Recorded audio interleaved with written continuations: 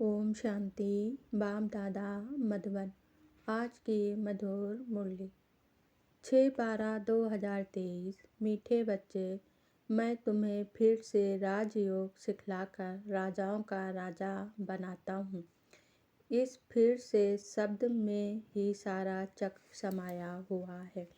प्रश्न, बाप भी प्रबल है तो माया भी, दोनों की प्रबलता क्या है? उत्तर, बाप तुम्हें पतित से पावन बनाते, पावन बनाने में बाप प्रबल है, इसलिए बाप को पतित पावन सर्वशक्तिमान कहा जाता है।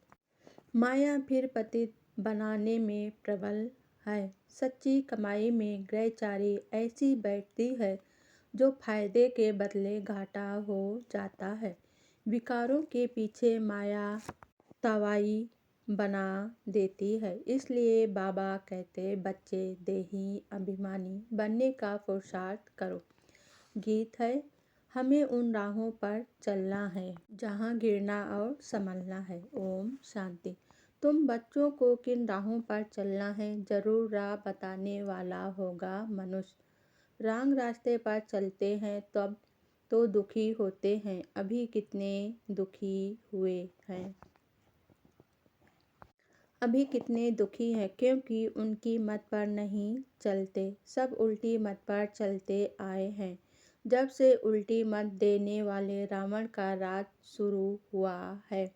आज की मुरली से मुख्य 10 पॉइंट। पहली पॉइंट, गीता में बाप ने सब बातें समझाई हैं, परंतु गीता के भगवान का ही नाम उल्टा लगा दिया है।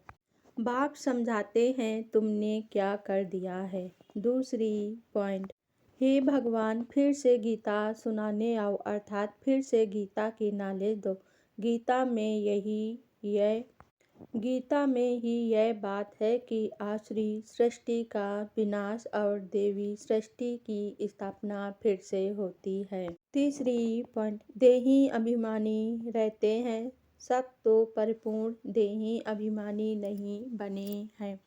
यह तो अंत में रिजल्ट होगी। इम्तिहान के दिन जब नज़दीक होते हैं तो मालूम पड़ जाता है कौन कौन पास होंगे। चौथी पॉइंट, यह कोई थोड़ी ही जानते हैं, दिन और रात आधा आधा होता है। ब्रह्मा का दिन, ब्रह्मा की रात, फिर भी सतयुग को लाखों वर्ष, कलयुग को कितने वर्ष दे देते हैं। पांचवी पॉइंट, बाप को जानना देखना, अभी तुम समझ गए हो, हम आत्मा हैं। परमपिता परमात्मा बाप हमको पढ़ाते हैं।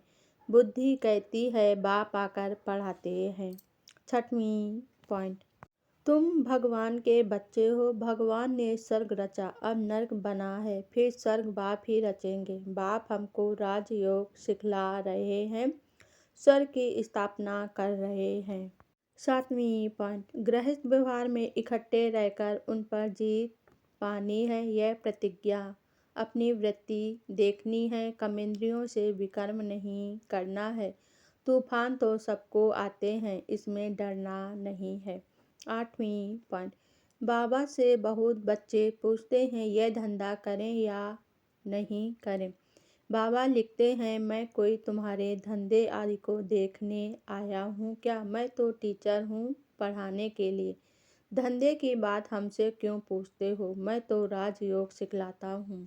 नवीं पॉइंट, बाप ही गाइड बन सबको ले जाएंगे। तुम जानते हो बाप ही कालों का काल है। हम तो खुशी से बाबा के साथ इकट्ठे जाना चाहते हैं।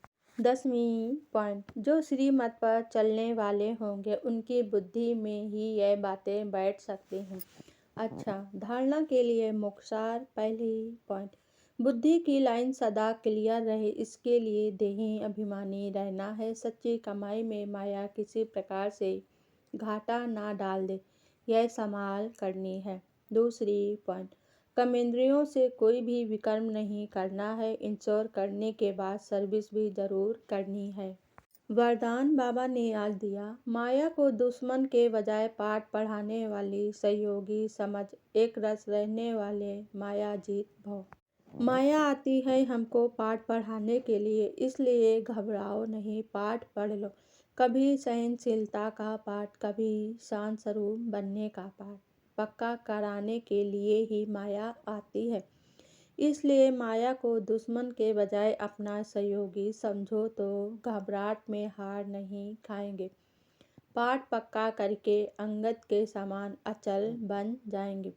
कभी भी कमजोर बन माया का आह्वान नहीं करो तो वह विदाई ले लेगी। स्लोगन बाबा ने आज दिया, हर संकल्प में दृढ़ता की महानता हो तो सफलता मिलती रहेगी। ओम शांति।